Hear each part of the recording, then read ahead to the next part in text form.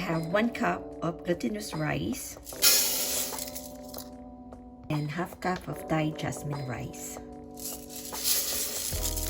And we're going to wash it. Wash lang natin yan.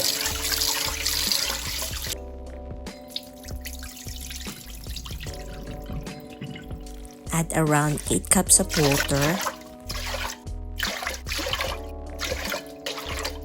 Add 1 cube of chicken bouillon. Stir and cook for 30 minutes.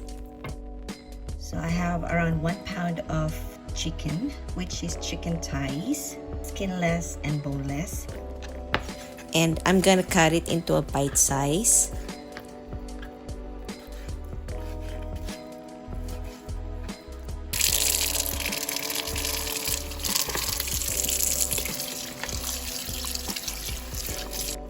Let's check the rice.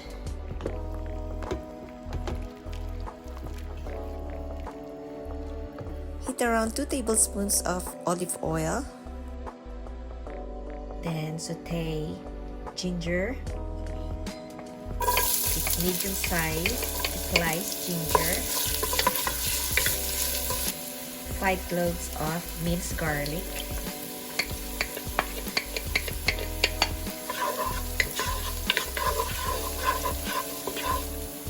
Shallots.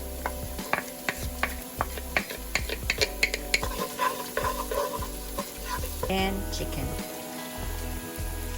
Add 2 tablespoons of fish sauce, half tablespoon of ground black pepper,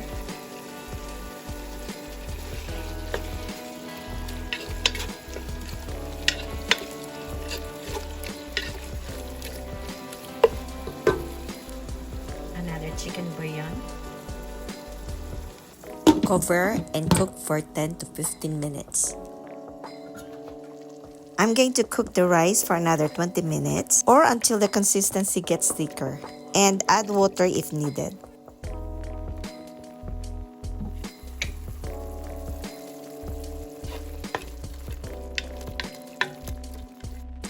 We can also fry some tofu as a side dish for our congee.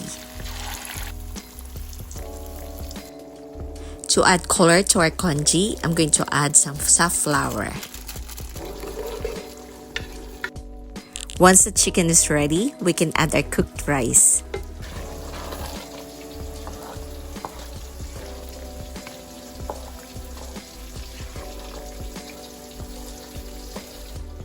Then you can add salt and pepper to taste.